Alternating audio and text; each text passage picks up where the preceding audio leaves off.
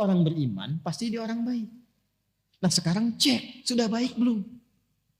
Jangan tunjuk orang. Kalau satu menunjuk begini, 4 itu kembali ke kita. Tunjuk diri kita masing-masing dulu. Ya, kembalikan pada diri kita. Nah biasanya kalau sudah baik, nanti kebaikannya akan menular. Apalagi kebaikan di keluarga. Kalau ayah baik dapat rezeki, nanti anak dapat bagiannya. Sebaliknya anak disiapkan baik, ayah bisa dapat bagian dari rezeki anaknya. Itu ada dasarnya di Quran surah ke-17 Al-Isra. Tulis saja dulu. Ayat 31 dan Quran surah ke-6 ayat 151. Alhamdulillah. Quran surah 17 ayat 31. Sudah? Wala taqtulu auladakum khasyata imlaq, ada? Baik, itu Quran surah 17 Al-Isra ayat 31. Nanti kebalikannya Quran surah ke-6 ayat 151. Sudah? Nah, catat aja dulu. Catat dulu ya. Nanti ada ayat dalam Al-Quran memberikan kesan begini, petunjuknya. Nahnu narzuqukum wa iyyahum dan nahnu narzuquhum wa iyyakum. Ada rezeki yang Allah titipkan lewat orang tua, nanti nyambung ke anak. Ayah bekerja, anak dapat bagiannya. Nanti kalau ayah mendapatkan pekerjaan itu dengan cara yang baik, kebaikannya nular ke anak. Dan gak sampai di anak, kadang sampai ke cucu, ke cicit. Pernah dengar Al-Imam Asy-Syafi'i, bintang ulama di zamannya, gurunya Imam Ahmad bin Hanbal, muridnya Imam Malik rahimahullahu ta'ala, Imam Asy-Syafi'i, ya, dikenal luas luar biasa. Kitabnya Masya Allah, sampai sekarang mazhabnya menyebar. Ketaatannya sangat luar biasa. Kan nama aslinya bukan Syafi'i, nama aslinya Muhammad bin Idris, bapaknya Idris. Asy-Syafi'i itu kakek ke atasnya. Kakeknya orang soleh, orang taat, alim. Hartanya didapatkan baik, rizkinya bagus. Berdoa minta kemuliaan pada Allah. Yang jadi siapa? Cucunya. Generasi kemudiannya. Jadi orang tua yang bekerja sekarang dengan cara yang baik, rizki yang baik, kan dia berdoa, ya Allah, jadikan di antara anak saya ada anak yang ahli Quran, ahli hadis, anak yang saleh. Wasilah doa itu yang mungkin mengantarkan, boleh jadi di anaknya, boleh jadi cucunya. Yang berdoa mungkin gak hafal Quran, tapi wasilah doa dan harta yang halal itu yang sampai pada anak, itu yang menjadikan anak sukses. Disekolahkan di tempat yang baik, lahir nanti cucu. Cucu ini yang ternyata pecinta Quran. Dan cucu itu menjadi ahli Quran. Boleh jadi bukan karena ikhtiarnya saja. Mungkin 30%, 70%-nya doa kakeknya. Jadi gak ada yang sia-sia dalam amalan. Sebaliknya, keburukan yang dikerjakan oleh orang tua, sepanjang masih ada anak yang diasuh, itu hati-hati. Anak bisa mendapatkan bagian buruknya. Walaupun di akhirat hisabnya masing-masing, di dunia dampaknya sampai. Ya, makanya saya itu sering katakan, tolong para ayah, para ibu, bertutur yang baik. Berperilaku yang baik. Kalau ingin berbuat yang tidak baik, atau terfikir atau digoda oleh orang lain, diajak berbuat yang tidak baik, tolong ingat dulu anak-anaknya. Karena kalau orang tuanya terkena keburukan, anaknya itu yang kadang kena dampaknya. Bapaknya yang korupsi, anaknya yang dibully. Betapa banyak anak-anak sekarang malu, takut untuk sekolah. Karena ketika dia berangkat sudah disebutkan anak koruptor ya, anak koruptor ya. Kamu anak pembunuh ya, kamu anak perampok ya. Makanya berpikir dulu kalau ingin berbuat maksiat. Pikir dulu keluarga. Makanya ibu ingatkan bu kalau ayahnya itu berangkat. WA tuh, jangan cuma pasang status terus. Ingatkan. Pak ingat ya anak-anak ya Pak ya. Insya Allah kami bisa tahan lapar. Tapi kami nggak bisa tahan panasnya neraka Pak. Ya memang hari ini panas banget Pak ya. Apalagi di neraka. Bisikin. Bisikin. Anak-anak kita tuh di TK udah dilatih tuh. Untuk membisikkan ke orang tuanya. Ya bisikin kebaikan-kebaikan. Insya Allah kalau terus diingatkan tuh terjaga. Terjaga. Ada dulu orang-orang soleh begitu. Jadi kalau setiap suaminya kerja, istrinya membisikkan. Seperti tadi, terjaga dia. Dan potensi maksiat itu tinggi. Apapun itu bisa terjadi. Karena setannya kan terus menggoda. Jelas? Nah, ulaika lahumul amnu wa hum muhtadun. Kalau kita benar, maka ketenangan diberikan kepada jiwa, dibimbing setelah itu. Kalau sudah benar mendapatkan ini, perhatikan, catat kalimat ini baik-baik ya. Apapun yang Anda mintakan dalam kehidupan, sepandang Anda sudah beriman benar, itu dikabulkan oleh Allah. Sepanjang ada maslahat di dalamnya. Minta apa saja, minta kedudukan dikasih. Dan tidak nanggung, kadang-kadang tinggi betul. Ya kenapa? Karena Anda punya maslahat di situ. Sudah pandai mengatur. Termasuk harta. Tapi kalau belum sampai ke tingkat itu disesuaikan nanti. La yukallifullahu nafsan illa.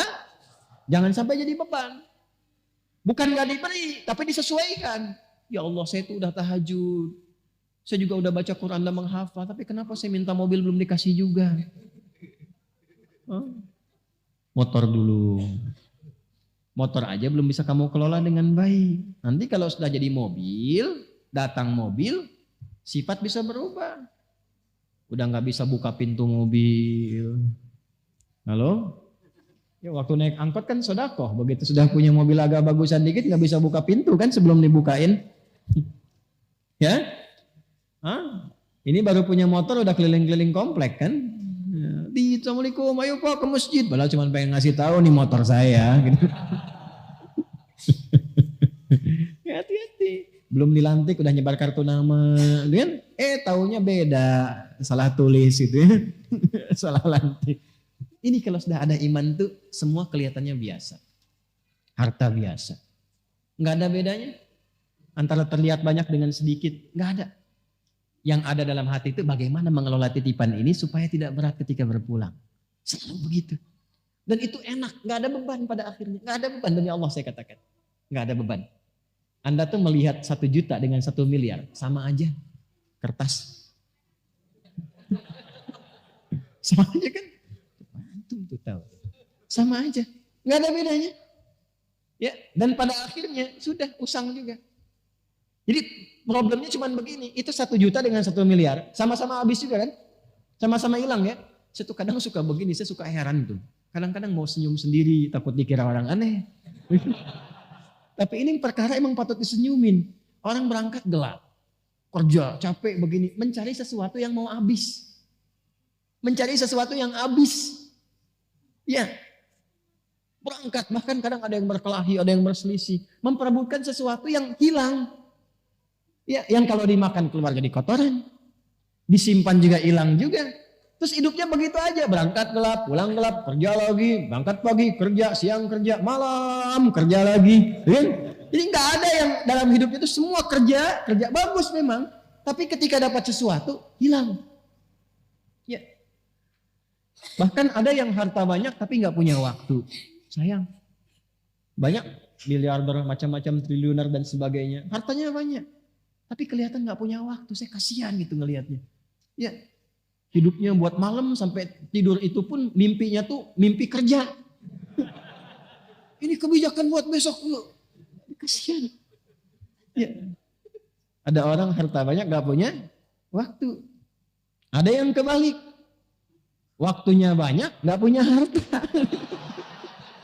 Itu pengangguran. Ya, pengacara pengangguran banyak bicara gitu kan, ya itu waktunya banyak tidak punya harta, ya sedikit. Ada lagi yang sedikit harta sedikit waktu, itu yang tipe-tipe pekerjaan terbatas, yang dapat salary terbatas itu, yang belum akhir bulan udah habis gitu. Ya berangkatnya kan gelap kan, berangkat gelap dipaksa kerja gini belum akhir bulan habis, nyicil lagi, utang lagi, gali lagi, tepuk lubang lagi. Sedikit waktu, sedikit harta. Jadi dia punya sedikit untuk dirinya, tapi sedikit juga yang dia dapatkan. Ya, yang hebat itu kan banyak harta, banyak waktu. Itu kalau di teori marketing itu sleeping investor namanya. Di teori marketing dunia, dia invest, tapi dia sambil tiduran, waktunya banyak, hartanya banyak. Tapi kan cara mendapatkan harta itu kerja juga dia kan. Makanya tarik ke marketing akhirat. Itulah orang beriman. Orang beriman tuh kalau benar imannya, waktunya akan banyak karena diberikan keberkahan oleh Allah. Jadi itu jalan ke pekerjaan aja masih bisa hafalan Quran. Masih bisa ngaji, masih bisa dengerin murattal, waktunya banyak. Jadi nggak ada kata nggak punya waktu untuk ngaji, masih banyak waktunya. Zikirnya itu bisa sambil jalan, pulang aja jalan. Ya, sambil zikir, di kendaraannya juga masih dengar Quran. Diskusinya masih bermanfaat, itulah yang banyak waktu. Dan banyak peluang. Kalau bentuknya harta diberikan oleh Allah, bentuknya kedudukan dinaikkan oleh Allah, karena ada manfaat di dalamnya. Jadi kalau ingin cepat mencapai sesuatu dengan mudah, shortcutnya gampang. Beriman dengan cara yang benar. Nah, tanda orang beriman itu kalau sudah beriman, diberikan ketenangan, dapat bimbingan. Bimbingan pertama yang Allah berikan, wahum muhtadun, itu bimbingan untuk berbuat baik. Ya, setiap yang berbuat disebut dengan amal. Setiap kebaikan yang didorong oleh iman disebut dengan soleh. Amal baik yang dihasilkan oleh iman disebut dengan amal saleh. Karena itu di sini kalimatnya berbunyi wabasyiril ladzina amanu wa amilus. Itu yang saya katakan di awal, orang beriman itu pasti baik. Jadi kalau kita sudah jadi orang baik, apalagi diisi dengan ilmu, apa saja gampang didapatkan. Mau jadi apapun. Beriman yang kuat, ilmu isi. Sekarang mau jadi apa? Imannya dulu. Makanya dulu orang-orang hebat itu dimulai dengan penguatan iman. Dulu bukan sekolahnya dulu Pak, sholatnya dulu. Lalu Quran. Sholat sudah bagus, Qurannya sudah bagus, lalu ditempatkan di bimbingan para ulama. Mereka belajar. Kalau saya sebut ulama, jangan bayangkan yang materi Islami saja. Itu orang Islam dulu itu, hafal Quran, hafal tafsir, tahu banyak hadis. Tapi saat yang bersamaan ahli fisika, ahli matematika, ahli kimia, ahli kedokteran. Itu ada buku kalau nggak salah Bidayatul Mujtahid tuh di situ tuh, yang terjemahan warna biru itu sampulnya, terjemahannya Bidayatul Mujtahid. Itu karangan siapa? Ibnu Rushd. Siapa Ibnu Rushd itu? Dokter bedah. Dokter bedah hafal Quran dan bisa mengarang fikih, kitab fikih komparasi mazhab. Ya, ini bab ini pendapat ulama ini disajikan. Gak ada tarjihnya, dikomparasikan. Yang nulis siapa? Dokter bedah. Ini dokter bedah dulu tuh dokter spesialisasi pembedahan tapi juga hafal Quran. Itu yang sekarang mesti kita wujudkan. Dan akhirnya apa? Muncul khazanah keilmuan, muncul peradaban. Saya mengharapkan besok ada pilot ahli Quran, arsitek hafal Quran, polisi, tentara, pejabat ahli Quran. Kalau sudah begitu pasti baik. Pasti baik. Ada yang datang ke dokter berobat. Bapak kenapa? Saya kepalanya kok kayak vertigo gitu. Yang dirasakan apa? Kayak bolak-balik, kayak gempa begini. Kapan terjadinya? Itu kalau tetangga saya tuh dia pakai mobil baru, saya vertigo. Dia pakai baju baru, saya pusing. Ya. Nah, udah, karena dokternya ahli Quran, nggak akan dikasih obat kimiawi, nggak akan dikasih obat herbal. Ini Pak resepnya, Quran surat sekian ayat sekian. Ulang.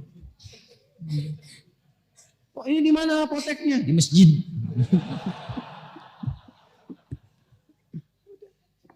Ini begitu, lebih cepat gitu. Kan sekarang matanya pada sehat, tapi mata hatinya sakit.